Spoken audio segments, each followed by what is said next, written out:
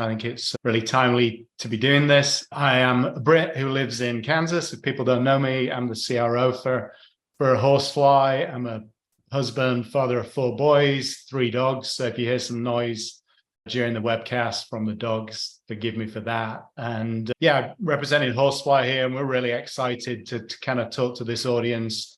You know, our mission really is to help make TA the experts in the room and to give you a better chance of being successful at your job. And that's what we're going to talk about today. So yeah, good. I'm Craig Fisher. Nice to see you all. If you don't know me already, I am a veteran recruiting and talent acquisition professional who uses data and candidate insights, customer journey information, employer branding, advertising data to help employers have a smooth recruiting process that converts candidates to gainful and tenured employees. So what I thought we'd kick off today is a slide here. I was thinking about it, and relative to Craig and Maren, I've been in this space a relatively short space of time, but I think there's a perfect storm going on right now. There's a movie a few years ago put a definition of what a perfect storm is here.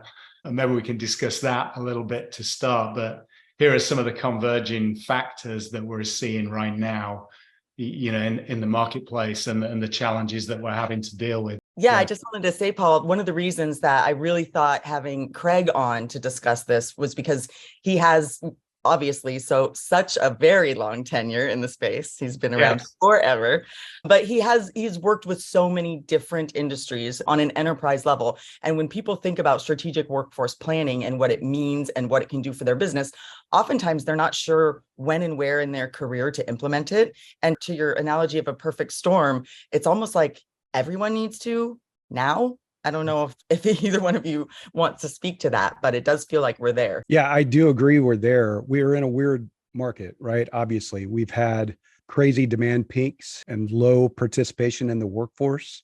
And then we've kind of circled back to having an inflationary market where people are concerned about not having enough money. And so they might be looking for new opportunities, right? So whereas we thought maybe we would even out with our demand and turnover, demand is growing again. And it's because of a lot of these economic factors, because people are, while they're concerned about layoffs, that's also causing them to seek backup opportunities and possibly more money. Yeah, I think that's right. I mean, a few months ago, you'd have said it was becoming less about the paycheck, right? And more about what can the employer provide me in terms of lifestyle and work-life balance. And they're really important things, but that paycheck is, with inflation, is very important again. You know, one of the things here is that, you know, the shifting workforce demographics, we've got boomers going out and Z's coming in, and, you know, all have these kind of different ways and different needs. And so, yes, it's certainly highly in flux right now and incredibly competitive, you know, getting heard, standing out from a marketing point of view. Obviously, Craig, you're both marketers. It's a really noisy marketplace. So how do you get heard? How do you differentiate yourselves? How do you direct your dollars in the right way so that you don't waste them? And there's a couple of things that you've got on this slide that I think are really fascinating. First, like you pointed out, the shifting workforce demographics. I just saw it reported that women have the highest participation rate in the labor market, like to date, right? At like something like 77%. And we heard a lot about taking women or parents, but mostly working mothers out of the workforce just before and in the run up to the pandemic. And now they're coming back and they're participating in a much bigger, broader way. And then globalization and mobility, right? So you see companies like Deal and Athena that are creating this ability for companies to hire from wherever, whenever, you know, across the world, across the country, what have you, and sort of taking down those barriers of like, you know, tax law and like local payment systems and things like that. So it's really so many more factors are involved in workforce planning than ever were before. And that's why I think that a platform like Horsefly is so important, because it feels to me, and either one of you feel free to correct me if I'm wrong, but it feels to me like what we used to have access to was a lot more limited, and it worked for a while, but I think we need a much broader tool that also goes quite deep into each of these areas that you've pointed out here, and then even further. And broadly, like you say, in terms of global, government data doesn't really cut it with a transient workforce and a global workforce, a rapidly changing on a daily basis, point in time studies that give you information 6 months ago rapidly become out of date. Yeah, this is one of the reasons you don't see economic updates from some of these companies that is up to the minute, right? It's quarterly at best because they're waiting on the Bureau of Labor Statistics data to come out. And that's what a lot of their data relies on. What I like about Talent Neuron is, those economic updates, but they're heavily reliant on BLS. What I like about Horsefly is Horsefly uses dozens of sources for the data, and they're not just reliant on statistical surveys and government information. So I'm able to get more up to the minute information for my customers when they say, look, we're having an issue in a very specific marketplace for hiring nurses. Where do we need to be looking? Who are our competitors? Where are most of these nurses located right now? And Horsefly gets that for me. It's pretty great. Yeah, I mean, BLS samples from 180,000 survey results periodically to estimate a count of, occupations across the US. We're sampling 2/3 of the US workforce population on a constant basis. So quite a big difference there. Yeah. I was hoping that one of you wouldn't mind speaking a little bit at some point about the difference. What is labor analytics? Why is it different than talent and intelligence platforms? Why is it different than some of these sourcing and recruiting platforms? Because I personally feel like when I first started working with Horsefly and started talking about strategic workforce planning and what labor analytics truly is, I realized that there's a real gap in the market in terms of how people understand it and what they can do with it. Yeah. So with a people aggregator type of platform, right, that we use for sourcing, that might have some insight data, they're good for building lists. Okay. And that's fine. That's what their function is.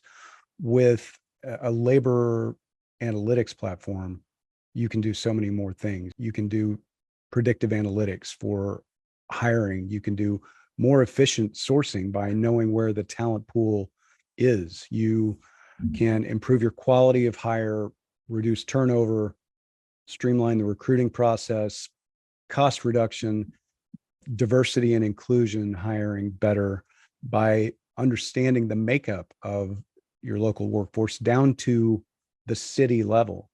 And I think having all that data sort of at your fingertips helps you make informed decisions about advertising, where you're going to spend your time calling and searching for candidates, and certainly about your messaging. I mean, you can understand more of what their interests and pains and gains are to tailor your messaging and direct your efforts and figure out where your ROI is going to come from as far as a candidate source. And you talk about wanting to get a seat at the table. A lot of these labor analytics platforms, they can show you, even to the point of consulting on, hey, where should we open our new office? Hey, what should our KPIs around diversity be? Paul, do you kind of want to speak to like the current skills market and how the practical application of this really exists for people? Yeah, I think I've got some stuff that covers that. I was going to say, following on from what Craig said is, there's a complementary nature there, right? Doing that research up front at an aggregate level, using a labor market analytics platform and spending a couple of hours there before you drive into, the candidate sourcing platforms, and get into that volume of work, you can be much more laser focused and save yourself a lot of time. So I think the two kind of complement each other as well. So, some great platforms out there like HireEasy and Seek Out, and I think the two can work well together. Just a quick look at one screenshot as we talk about the perfect storm here. This is a look at our longitudinal charts that we can provide in Horsefly. So I typed in talent acquisition skills to look at the supply and demand over time for those skills. And as you can see here, the yellow is the people per job and the blue is the demand. You can see what happened during COVID here in July 2020, demand dropped off a cliff and there was a lot of people available for work. Obviously, then we went through the good times and things were booming, and TA was in really high demand and peaked here around kind of mid 22. And then you can see what's happening here. And it's really interesting, actually, almost as of today to the minute, we're seeing that intersection of those two lines again, where, demand and supply are kind of leveling off. And I think one of the things that I'm reading into that, and I'm hearing as well, is that people are worried about their jobs. Obviously, they're under pressure to perform, and I think they're being asked to do more. I think you often hear this phrase, "Do more with less." I'm not sure that's really possible, but having the data to do your job, and that's what we're going to talk about today, and to be that expert. And I think being asked to, I'm hearing that TA people are being asked to be more involved in strategic workforce planning, which is a really complex topic, one that I wouldn't necessarily claim to be an expert in. I heard an Accenture ex-consultant speaking at Unleash a couple of weeks ago said, "We've been talking about strategic workforce planning for 20 years. Does anybody know what it is?" So I thought it was interesting. Craig, what's your perspective on that? Yeah, it's largely been a myth, right? Because predictive and strategic workforce planning is difficult to do. Nobody really gets it right. Everyone's definition is a little different for their own organization, but still we're asked to do it, right? You have to be able to understand, all right, what's our demand going to be based on our sales projections for our organization, and what kind of population of workforce are we going to need to get that done? So there's simple math there, right, in theory, but then you have to mix in, okay, what's our churn rate in the organization and turnover rate? And how are we moving people around for internal mobility? And so all of these factors come together to create, sort of real workforce predictability. And, strategic workforce planning is something that we as talent acquisition professionals are going to have to get good at and really understand.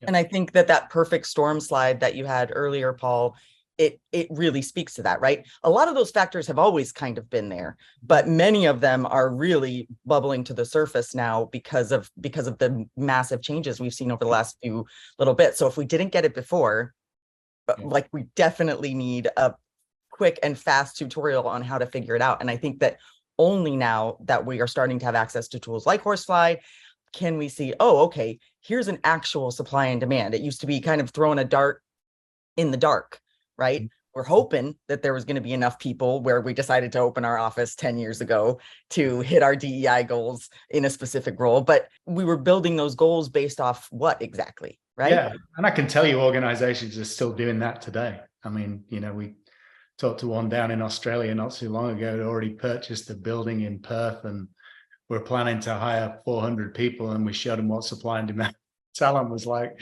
with that skill set, and it's going to be hard to fill that building. So it's good to kind of give some thought to that in advance. Yeah. I thought, the other thing for me, the way to position it is, as well as I'm competitive in anything I do, whether it's sports or work or whatever, and I don't always expect to win, but I like a fair fight, right? So playing an unwinnable game is really tough. And I think, a lot of things flow downhill to TA. Do this, do that, hire this diversity target, hire this many people with these skills, find them for this cost. So just kind of framing that, being able to go back, making you the expert, giving you the data to go back and say, well, really, if you're expecting me to do this, X, Y, Z, and here's what the market says, that's going to be incredibly challenging. And can we have a discussion about that? People really, if that data is accurate, which it is, and logically presented, you have a much better chance of having a fair chance of being successful at your job. Craig, does any of this sound familiar to you? I know you've worked on some really tough challenges, hiring challenges over the course of your career, and I'm sure before you and I became friends and colleagues, but do any of these challenges speak to you? Do you remember having to deal with any of this and being tasked with something that was seemingly impossible? Oh, absolutely. Recently, I mean, so I've worked with a lot of big healthcare companies, right, trying to hire nurses. And when you've got specialized nursing in thousands of offices all over the country or the world, and you've got major competitors that aren't just other firms like yours. And so in this case, we'll talk about DaVita, right, which does renal care. And so that's kind of a specialized nursing skill where patients can go into basically stores, offices, clinics, several per town in some cases, to get kidney care help, right? So they have to have thousands of technicians, all over the country and all over the world, and they're in high demand and low supply. So they've got some direct competitors, and then they've got hospitals. And so knowing and understanding, where that workforce is, who the biggest employers are, where the people live who have those skills in any certain town, to make the decisions on how are we going to, like, if you're trying to advertise a bunch of jobs in North Fort Worth, and the largest population of nurses and the highest paid places to work are in South Dallas, right? You're going to have a tough time recruiting over there. Also, I can use Horsefly, this is fun, to look at who my top competitors are for jobs. I can look at the available jobs and say, okay, my share of voice for jobs in this market is very low because I come up 27th on a list of 100 jobs, and my top competitor has 17 jobs ahead of my first job. So I'm going to have to make some decisions there about advertising, the way I create my job recs in my ATS, where we're going to try to move offices around in order to attract these people, and the kind of benefits we're offering in order to make us more attractive to candidates. Yeah, it's kind of, you get to choose, do I want to be a big fish in a little pond, or do I want to be a big fish in a big pond, right? Right. If you don't have a lot of options in terms of your, in terms of your executives giving you compensation control, giving you benefits control, offering, sort of an advertising budget, all of these challenges that are listed here, the title says it all, right? Playing an unwinnable game. So being able to come to the table, right? It said at the bottom of there, it said it makes you the expert, right? You can come to the table and say, hey, look, we can do this. I can take this job. We can put these recs out there, but we're going to be spending a lot of money in a misguided way. And it might make more sense to do this over here. It's like icing the cake before the cake is fully baked, right? So all your branding and advertising is icing. But if the cake tastes terrible, right, employees aren't going to want to work there. People aren't going to buy that promise, and they're not going to stay, and your reputation is going to go downhill, and it's just going to perpetuate itself. So what's on the inside is as important. As you don't start with branding and advertising, right? You start with making sure your process is good and that you understand the market and you understand who your targets are. Building personas is one of the best things you can do with a labor analytics tool. Yeah. So I think it's the same thing. We'll get on to talking about ethnicity. We can help people understand ethnicity in a unique way and how to set targets and how to recruit, but you've got to create the right environment for hiring and retaining that talent, and in the right culture before you set about that, right? It's like baking that, like you say, baking that cake, Craig. Well, in your example of folks that understand renal care, right? And South Dallas and North Fort Worth, right? What if a huge part of the demographic that has those skills is working moms, right? They're not going to want to leave this area over here and drive clear across, 2 towns to get their kid after school and then come back, right? Those small things that make up people's lives. And now, as we well know, candidates have more choice and more sort of oomph in their step to say, yeah, no, I'm not doing that, right? I'm gonna go over here, or I'm gonna work remotely, or I'm gonna try this. So, and understanding that just from a human perspective, like we need a shuttle system, we need later start times, whatever it is. You have to start with empathy, right? For your candidate, you have to apply to your own job and try to put yourself in their shoes and understand, is this something that would work for me in that situation? And if it's not, you need to make some changes, right? What happens is we carry over the same advertising and job requisition templates from system to system, right? We might have a new ATS every 5 years, and we just pull the same basic templates over and over again, and they carry over old data and old language and old ideas that really should be refreshed based on what the market is currently telling us. So I think we've pretty much covered kind of what labor market analytics is already, but it's, we can provide insights and data, collecting data together and using it as a way to provide a number of different insights into the market and what's going on, whether it's supply and demand, whether it's where people are being educated, what they're calling themselves, what their job titles are, what their skills are, who they're working for, and, what they're using in their profiles, what demographic, what ethnicity, gender. So all of those things. And there's lots of different use cases from pure TA through to strategic workforce planning that we've talked about, and lots more besides. Here's just a few of the things that we see ourselves helping with. How are some of your clients, if you don't mind me asking, how are they using ethnicity data, for example, to hire? Yeah, an interesting one recently, major bank, headquartered in a town in the UK called Edinburgh, and looking to increase gender and diversity. And when you look at Edinburgh on a scale, it's very, very much predominantly white. So, we were able to analyze other locations in the UK where there is a better chance of increasing that mix and help them shift the hiring to those locations. It often, sadly, is used on a defensive basis where they've been set unrealistic targets that are just not achievable, right? Like I said, well, the slide that you showed before, it had male and female. It was like 13% female. And then you see the experience breakdown. And it's like, if you're given a KPI to hire 50% female in intermediate skill level, you're screwed, right? You can't do that. Yeah, you're screwed. And some people have bonuses riding on it, from what I understand. So even more important that they can understand, whether they're in the winnable game or not, and take that data back to give themselves a chance. Yeah. I think they'll be on the defensive for a while longer until labor analytics is used more frequently, until it's brought into the conversation earlier. There is going to be that defensive usage until it's finally like, oh, we need to look here first, then build the goals, then build the building. It is surprising for us, so we've had that in some major, international global companies recently where we're being used in TA.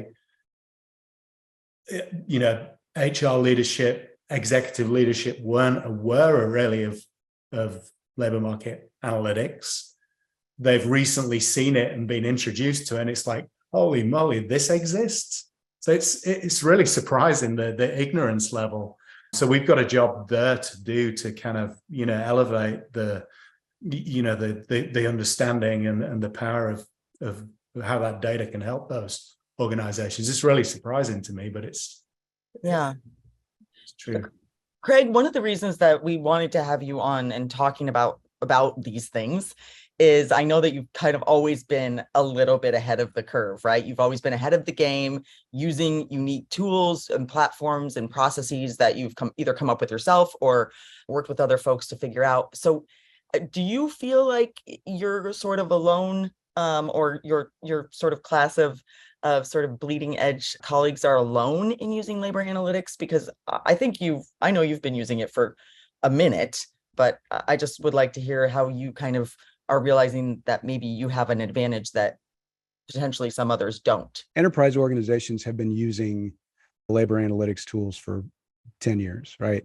But the data is getting better. It's getting more localized and faster and up to the minute. And the breakdown of the information is getting better. So while we've said, where are our talent pools of Java developers sort of in the world or in the country for many years with kind of old tools, the newer tools give us an opportunity to better understand what are the needs of the talent population and how can we answer those needs with what we offer as an employer and what we advertise as an employer. So in that regard, yes, I've been building personas and using market data for employers for many years, but we're getting more precise. And that becomes important when you're talking about advertising on Indeed and how your career site looks and what it says about your organization and how transparent you are with your authentic culture. You can't tell everyone everything about what it's like to work at your company all the time. So you need to pick your areas of importance based on the populations that you're trying to hire. So I have a lot of fun helping companies use empathy maps to try to envision who the candidate is that they want and think, with real heart and feeling about what they need. And then how can we suggest the answers to them? And then backing it up with data from great tools like Horsefly. Yeah, I think, it's been around 10 years, but data is only good if people believe in it and it's accurate, right? People stop immediately. If they don't trust it, they won't use it. There's a good question came in here while we've been talking about our gender and ethnicity and where it comes from and how it's validated. Fortunately, we have some brilliant people at Horsefly, our data science team, and we launched our DEI module last year. We have millions of sources that we use to put our data set together. But as far specifically as DE&I goes, we built a taxonomy of 1.2 billion names and surnames based on location. And then we combine them with our own social profiles, which are the foundation of the Horsefly platform and which are cleaned and deduped, and we have algorithms running. And then we use the Bayesian theory. If any data scientists on the call will know, I'm not going to try and describe what that is, but it's a probability theory based on the name and the location of what ethnicity this person is likely to have. We then, interestingly, we tested it on got all of the names of the NBA players and all of the names of the Premiership football players, put those together and ran our model against it to test it. We felt pretty good about it. And then we rolled it out to a few of our enterprise clients. And we're about 85 to 90% accurate, which is, it's never going to be 100%, but 85 to 90% is pretty accurate. So Jennifer Cunningham had asked that question. So I'd address that. I don't know if I'm going to hit you with a question that is kind of off book here, but as you move from the UK to an admittedly more diverse area like the United States or North America, or however you want to say it, has that model continued to be accurate? Obviously, there's a much more of a melting pot kind of situation. We were forced to build that model because, if you rely on government data, not every government publishes it. In France, for example, it's vetoed. You are not allowed to talk about ethnicity, whereas, some decent data. And whenever we are building our data sources out, we want it to be something that can be used consistently across the globe to compare and contrast. And if you use government data as the basis for that, depending on the country, that varies so very much. When it lags too, right? You were talking a little bit earlier about seeing where people are being educated in certain areas. And I know that, I've worked with a bunch of college recruiting companies and things like that. And the data that they have is 4, 5, 6 years old. And so they think this is the right university. They assume that maybe this place or that place has people who are getting educated in a certain way, but it's not as up to date, or it hasn't been until now. Our candidate information is moving on a daily basis. The salary information every 90 days.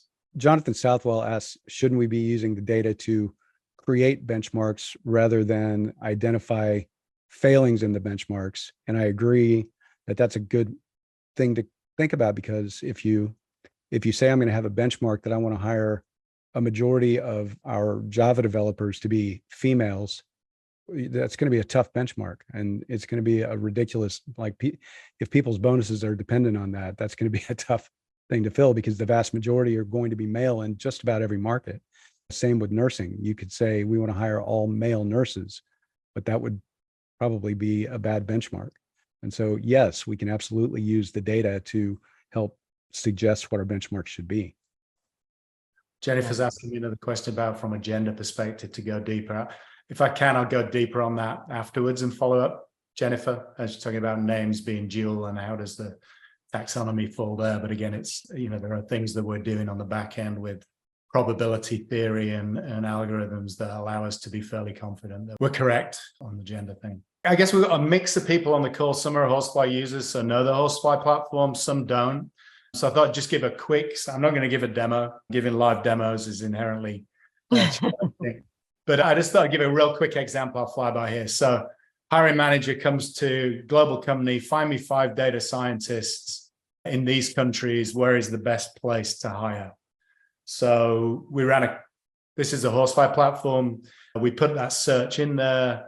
Here you can see the number of candidates down the left that fit that are data scientists. In the yellow, you can see the number of job ads in each of those locations currently.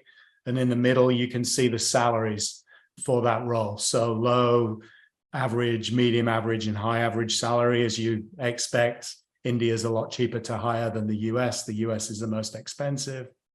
We then look at those, we break that down by supply and demand to give you an idea of, okay, there's a lot of people in the US, but there's a lot of demand. So candidates per role is fairly low, whereas in India, it's a lot higher. In Germany, it's higher. The candidates per role is the black bar, and then the average salary is the green. Here is the ethnicity by those groups. So ethnicity is important to this organization, diversity. So this is the breakdown of the US for data scientists. Here it is for India, probably what you'd expect. They're a net exporter of talent, not a place for migration. And here is the UK, predominantly white, not as much ethnicity as in the US. Hiring manager comes back and said, well, I really need Hadoop.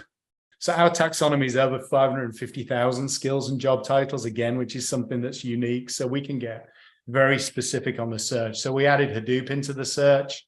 What that does immediately is jack up the salary quite a bit higher and make it even harder to find people in the US. So, those small changes in searches can make a big difference.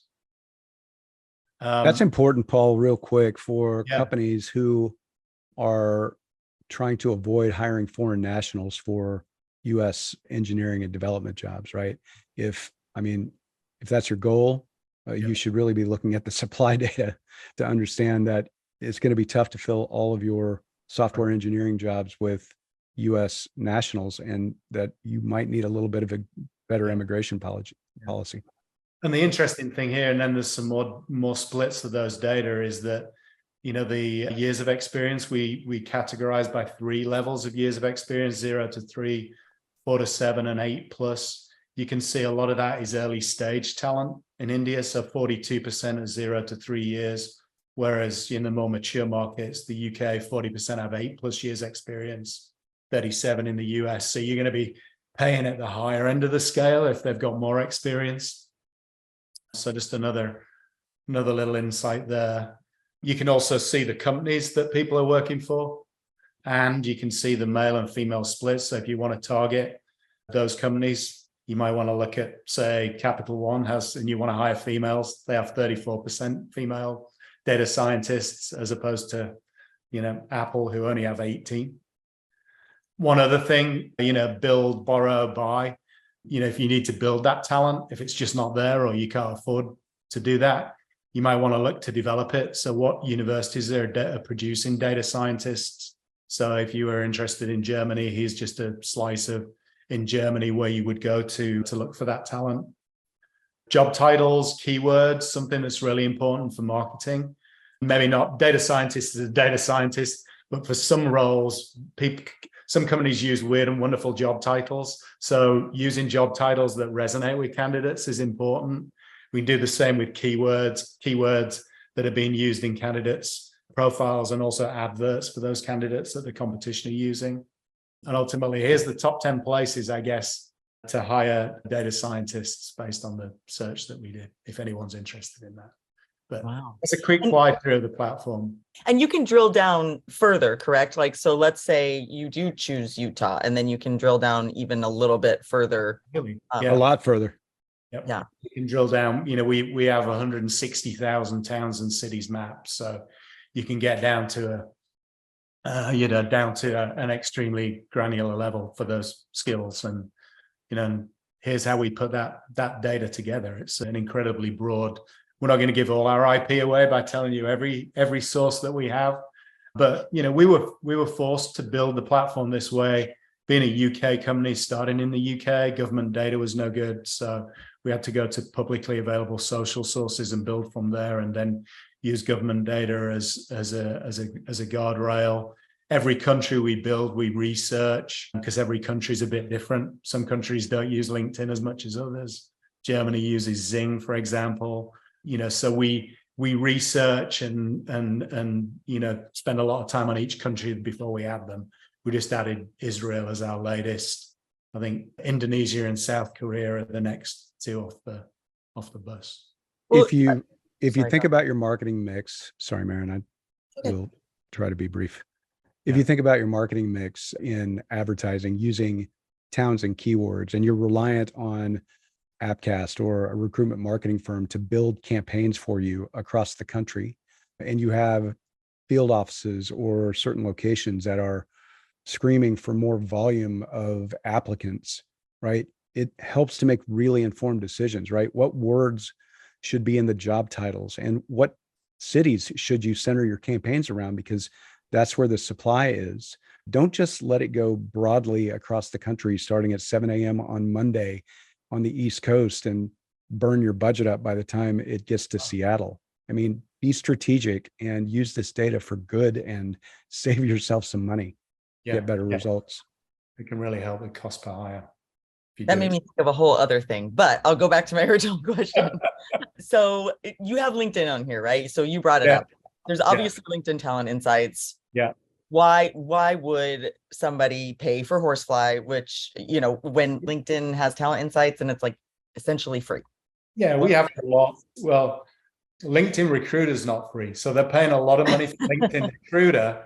And because they're willing to pay a lot of money for LinkedIn Recruiter, sometimes LinkedIn are willing to throw in Talent Insights. And sometimes I'm a big believer if that, not necessarily for free, but for maybe less than you'd have to pay for Horsefly. But I'm a big believer in you get what you pay for. I mean, LinkedIn is a captive audience. You rely on candidates updating their own profiles, which they don't do. It's a limited set of profiles. If you want to look at blue collar, you want to look at nursing, there's populations that don't live on LinkedIn. Mm-hmm. So we provide much broader coverage. Things like gender and ethnicity as well are just different parameters in which you can look at our data. So quite different. LinkedIn's a fine product. We love them, but we think we can complement them and add a lot of value there. Well, and just from a lay person's point of view, right? If LinkedIn is one of the data points that you all use, then obviously that's going to be a lot, right?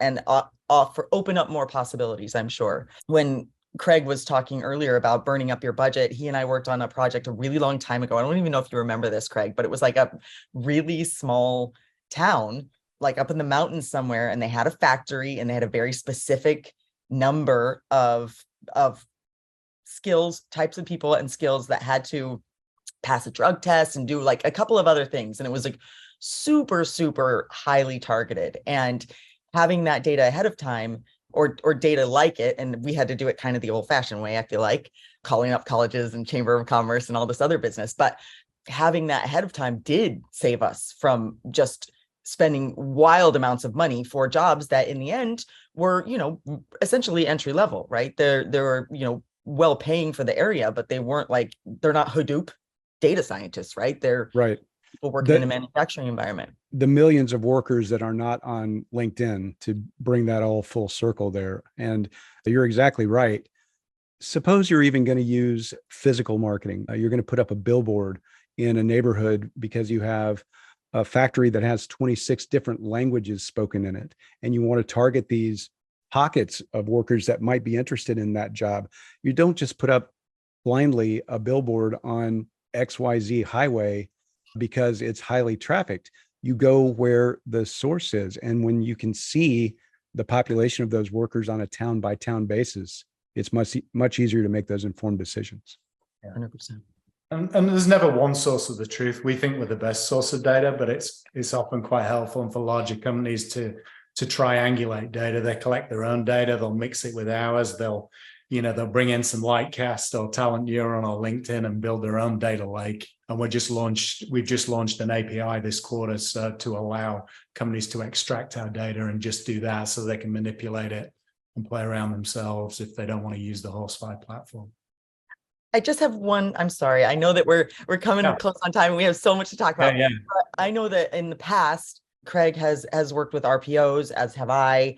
I know that RPOs and agencies, how do they use this data? Can they use Horsefly? Is it helpful for some of these companies to invest in this? Yeah, we have a lot of large recruiting and RPO companies using our data, and they're finding value in a number of areas. They're using it to help win new business by going in with insights and accurate, relevant information that helps that company build a good campaign, set good targets, set the right kind of budgets, differentiate themselves from the competition. With that data, they're helping existing clients be better informed on new projects, so retaining and growing clients using the data that way.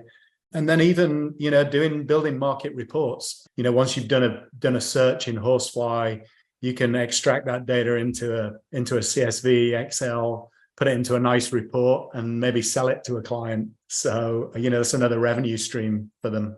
So quite a lot. Very often, the employer doesn't have a person or a team to look at this on a regular basis, and RPOs and big staffing firms, even small staffing firms, can and should dedicate some operations people to understanding those markets for those customers.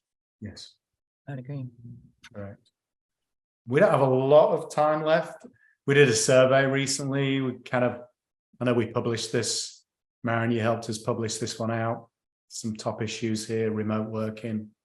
Well, and I just want to say that we do have the survey results. We have quite a few resources, case studies, diving a little bit deeper into what we've discussed today that we can send out the survey, it's fascinating to hear. It's not just the quantitative data, but we have qualitative anecdotes in there that we've collected from Horsefly customers that is just, it's fascinating. It's not just Horsefly customers, but seeing how TA leaders view some of these trends. And some of those we kind of saw in the perfect storm thing earlier. Others are, more prevalent. Diversity, for example, has been on everybody's mind. Yeah. I think one of the other interesting assets that we've built recently is the ROI calculator. I come from outside of the talent space. I'm used to selling software and technology based on return on investment and value. So one of the things we're trying to do is work with our prospects and our customers around how are we going to measure the value of labor market analytics? What is the ROI, whether it's cost per hire or quality of hire? So we're really focused around building that prior to the sale and then measuring it and trying to continue to add value. Because these days, if you're nice to have, that's not great as a SaaS vendor. So we want to be a need to have. So I know we've built that ROI report, which people are welcome to, and we can share after. We'll definitely send out the ROI calculator after this. I mean, obviously it's a general number, but the more you talk with the staff at Horsefly, and they're fantastic in terms of expertise and how you can use the tool and maybe doing a little bit of consultative work. But once you get to the sort of the end result and you begin to use the product itself and see it, like that number gets a lot more specific. But what we've noticed is that it really doesn't get smaller, right? The ROI stays either there or right around there or higher from the calculator to actual implementation. The other thing, one more question coming in, if I can, and thanks to Jennifer. She's great. She keeps asking questions. So Jennifer, thank you for that. She's asking about our roadmap, given kind of the recent investment that we gained. So we talked about the API that we're launching. One thing we'll do with that is plan to do some integrations with ATS and CRM. So within the context of a workflow, and you'll be able to provide Horsefly information when you're looking at a new job that's coming up to give you some insight there. We can do large scale workforce analytics as well. So you can put multiple job titles and locations for internal teams and generate immediate insights on on supply and demand and salaries to refine hiring strategies. So do something very quickly that might have taken, if you want to do that role by role, would have taken a long time. We're adding in contextualized salaries, which means we're taking cost of living in locations and mapping that information with salaries. So to look at fair pay, if you're looking to, make data-driven decisions around, equitable wage and economic development strategies. So that's something that's coming. We've got a new UI refresh. We've got the recent predictive analytics that we're just launching. So as well as looking historically at longitudinal supply and demand, you'll be able to have a crystal ball and look into the future.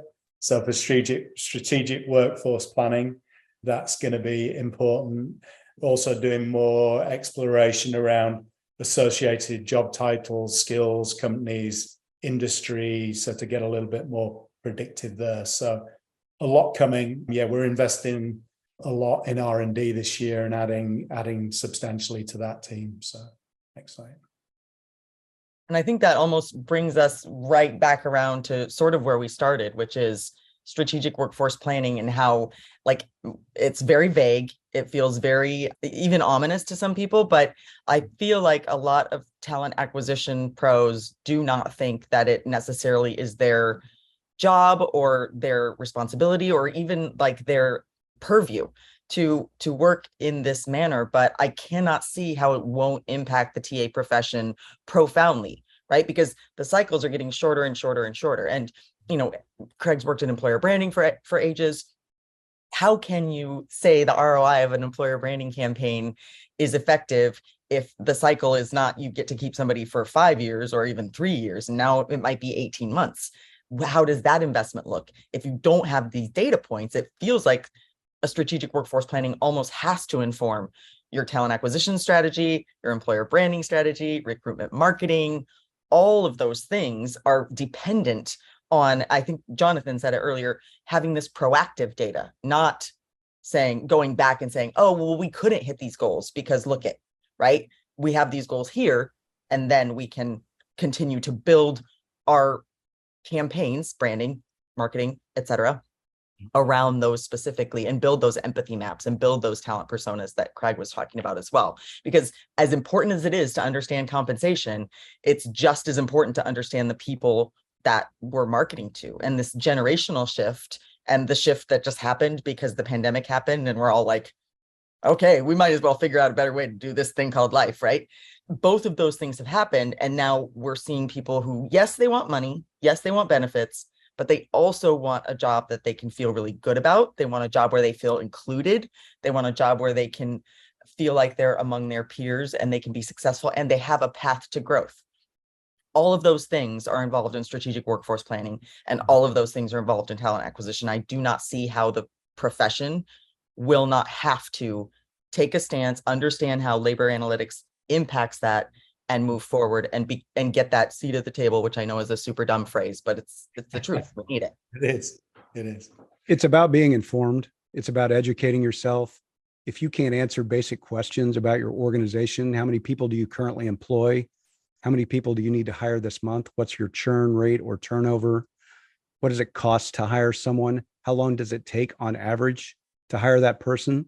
If you can't answer those basic questions, you need to do some research, and you need to get with your HRIS and data analytics teams and say, why aren't we connected in a way that we can have this at our fingertips? And then go look at the market data and understand what it's going to take to meet that demand.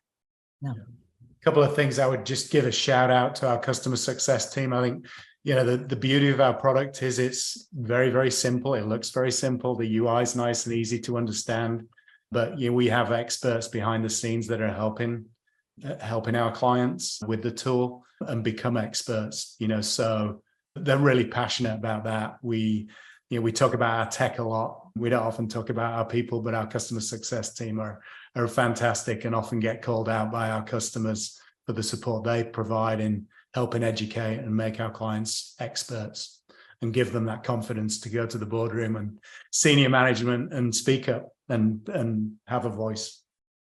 It's nice from a marketing perspective to have as many testimonials and glowing case studies. We've got one up on the screen right now, but there are so many that can show all the different things. And what's cool is the companies are using them in very different ways. There's some similarities, but this rising costs in London and Boston, right? I've probably tackled that issue with 10 or 12 clients over the course of my career.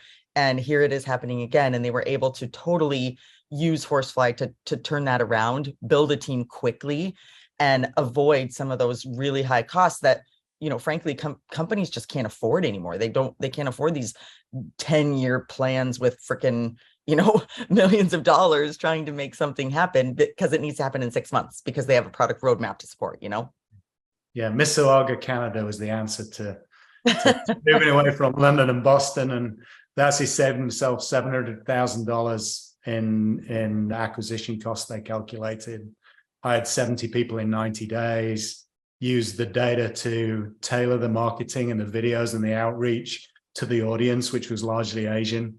So in terms of the branding that they did, and just a great story, and lots like that. And we can send these out too. We have these all ready to go for anyone that's here on the webinar and anyone who registered and who maybe couldn't make it today. We've got tons of resources, tons of case studies. I hope you like to read because there's plenty coming your way. Well, thanks very much for helping today, Craig, Maren, and everybody for attending. And that brings us to the top of the hour. It's a great discussion. And any follow-up questions, paul@horseflyanalytics.com. I'd love to help out and look forward to hearing from a lot of you in the future. Awesome. Thank you so much. It was great to be here. Thanks for letting me join. Oh, you're welcome. Thanks for joining. Thanks everyone.